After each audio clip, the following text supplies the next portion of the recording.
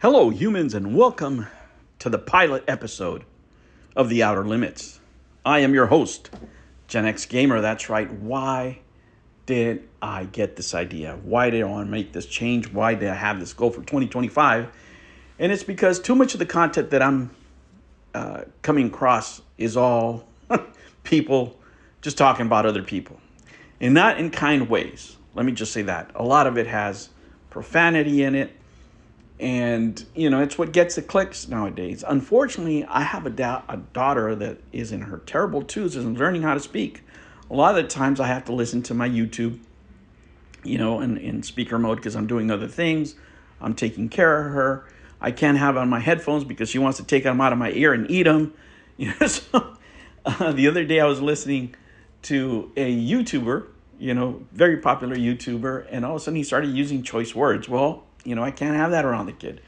And I didn't even notice, guys. I was doing something else, and my wife is the one who noticed, and she's like, hey, and she's right there. And she repeats everything, right? And because of that, I started looking at my timeline, and I noticed that most of the content that was coming through, a lot of it was like that. I listen to a lot of retro YouTubers, but more and more, they have become commentary channels, just as myself, and I'm not separating myself from anybody else because I've done commentary before with spicy words and all that stuff, right? But I find myself in a point of life where I can't do that kind of content anymore because most of the recordings I do are at home or around my family. So I have to pivot. It's probably not going to get the clicks, but I'm sure that it's going to be interesting, at least for me. Right? Because I find very little interesting content out there.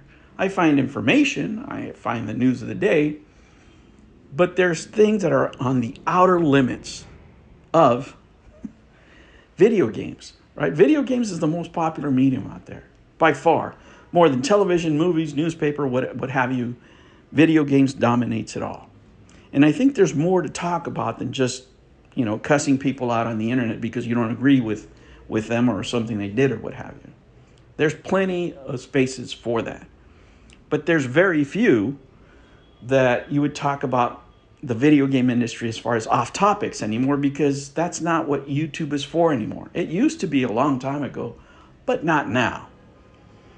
So, I want to touch on topics from different points of view, from the, outer edges of the video game industry, and bring it into context for today's gaming, right?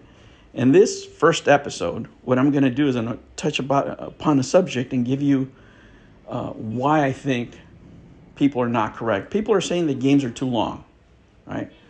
I don't think games are too long. I think the games are too long for not being entertaining, right? If games are entertaining, you'll play forever. If you think about how many times you've repeated your favorite game or played it over and over again, I bet you it's into the hundreds of hours. Right? Persona 5 alone took me 125 hours. Would I play that game again if there wasn't anything else? Of course. Why? Because you love the story. It was engaging. The problem with today's gaming is that the stories, they're not that interesting. That's why people, for example, are driven to Kojima games, for example. Because he's a big fan of storytelling, of movies and things like that. But if a game is interesting to you and it has a great story to tell, you would be engaged. And there's so many topics, right? So many topics that video games could be made out of. And the writing aspect of video games has declined ever since the 1632-bit era. Ever since we started getting more into the visuals of a game and less into the storytelling. I think the peak of it was the 7th generation, and after that it's just been falling through because everybody is chasing the best looking game rather than the most entertaining story. There can be a balance, right? You can have great story and gameplay at the same time. A lot of it has to do with how the industry is censoring itself now to not offend anybody. But with that comes a lack of diversity of stories, right? When people say diversity and DEI and all this stuff, what they're really in a way, are saying we want conformity, right? Every studio is going to be the same. Every company is going to be the same. And I beg to differ. I think it's okay to have a company from France with French people, a company from Mexico with Mexican people, and they bring their own experiences. A Chinese company with Chinese people, they bring their own experiences. And of course, you can have blended teams in there too. But I don't think anybody should be subjugated to have to tell a certain kind of story in a certain kind of way. That to me is where DEI goes wrong, right? Some companies are private, some companies are public, they have different requirements. But at the end of the day, when these developers say this game is too long, it's because their work is too long on this game. And when the customer experiences, right? When you as a player are playing these games and you're going off on these different quests just to get different items, and that's just a payoff. There's no story there, right? It's not engaging you with a different story. There's people out there that give me hope, like Levine is coming out with Judas. He's a story-driven creator. Kojima is a story-driven creator. There's others out there. But that's not the bulk of AAA gaming. Could you have better stories? Absolutely. What would be a good story?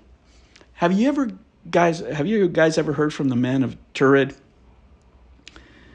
And I really don't know a lot about this, right? Like all the details and what has transpired since then. But I remember this story, that I made an impact with me as a younger man, right? Because I found it really interesting, and I looked it up again today just so I can put it into this episode, because I think this is a very interesting story to tell if you were making a video game, right? If you were making a video game where you really wanted to tell a story with some great gameplay, and if you were going to make the game 40 hours, nobody would budge. But what if you started off your game like this? It's 1954. You come off a plane. You land in Tokyo at Haneda Airport, right? And you do the way, you do what every passenger does. You go through customs. Like when you get to customs, the officers ask you where you're from. You give them their passport, and they ask you where you're from, and you say Taured. And they say, who? Taured. And they don't know what you're talking about because you just named a country that doesn't exist. You're a man in an alternate Earth. You come from an alternate Earth. Somehow you have landed in this airport, and it's a different planet than the one you left, right? You fall asleep on the plane, you wake up, you do as usual, but now you're in a different Earth. In this Earth, even though you speak French and other languages, right, there is no Taured, which is between, according to you, Spain and France. And you go on this journey where they even tell you, hey, can you draw a map of this? Because we don't see it. They show you a map. You don't recognize your map, right? In you don't see your country there. You see Andorra, which is in the border of France and Spain. And the man is like, this is nuts. My country's been around for 1,000 years. And coincidentally, this man has a passport with several stamps of different business trips to countries which don't exist. Now, this is pre-internet, right? This guy didn't go out and print stuff in Adobe. He didn't do any of this stuff. Now, this is not the only instance that this has happened throughout history and has been documented, by the way. But imagine if you start a story like this. Where could you go from it? Could you go through the man's past first, where he came from? Do you go towards the future? But what a story to tell. Based on stories that have been told for years, for decades. This story is like from 1954, I believe. Isn't that a better story than some of the ones that you've heard? Is this real? Is it fake? I don't know. Right? But one thing I could tell you, it is interesting. It's a lot better than the than the plots of the AAA games that are coming out this year, a lot of them anyway, that's what we're missing in the industry is good writing, good storytelling. If you love a game, it could be 100 hours, you would not care. I think that developers complaining that 40-hour games are too long is just a cop-out for not having enough creativity in the writing department. AI is great. It's a great tool, but it can't replace human creativity. It can't replace reality. A Man from Taured would be a great title for a brand new game. Oh, what a concept. Now, if you're a developer out there, there's your free idea, man. That would be a game I would play. Do you guys have any interesting stories? Any conspiracy theories that you want to make into video games? We can explore them. Absolutely. That's what the Outer Limits is all about. Guys, thank you for joining me. This is the first episode. This is the pilot episode. My goal is to make this a live series, but I'm not going to be able to do that until you get back to the States. And make a late night show of it.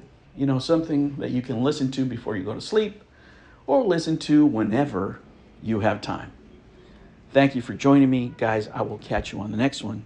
Take care.